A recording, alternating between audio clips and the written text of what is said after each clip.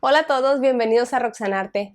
En este video es un video que quería subir antes de Navidad, pero pues como pueden ver no lo logré, desafortunadamente, ya saben que me pasan miles de cosas y pues nunca puedo terminar a tiempo los videos, pero bueno, dije, lo voy a subir porque es importante que lo suba.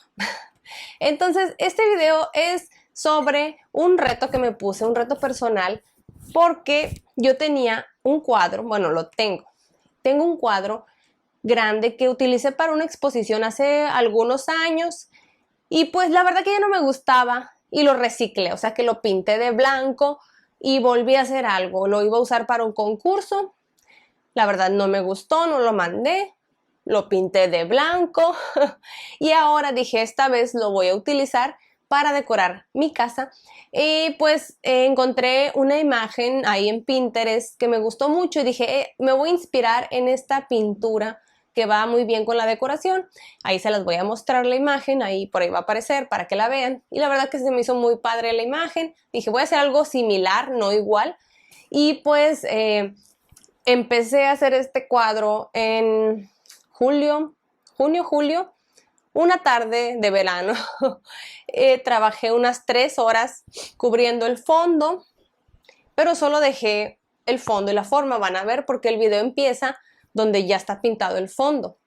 Entonces dije, más vale que lo termine para Navidad porque quiero un cuadro en la sala de mi casa.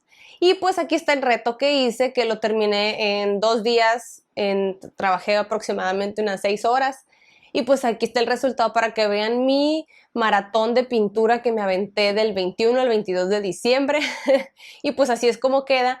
Por favor, pónganme en los comentarios si te gustó o no te gustó cómo quedó la pintura. Y pues ya sabes, no olvides suscribirte, darle like y activar la campanita para que te lleguen las notificaciones cada vez que subo un video.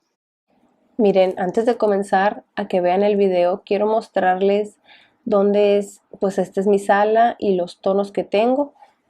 Como pueden ver está esta pared vacía y tenemos este cuadro El pavo real que le va muy bien a la decoración, pero es muy pequeño y así que necesitamos un cuadro muchísimo más grande, no uno tan chiquito porque pues no le va a ir bien a la pared. Y pues ya falta muy poquito para Navidad, así que estoy un poco presionada, espero me quede bien el cuadro.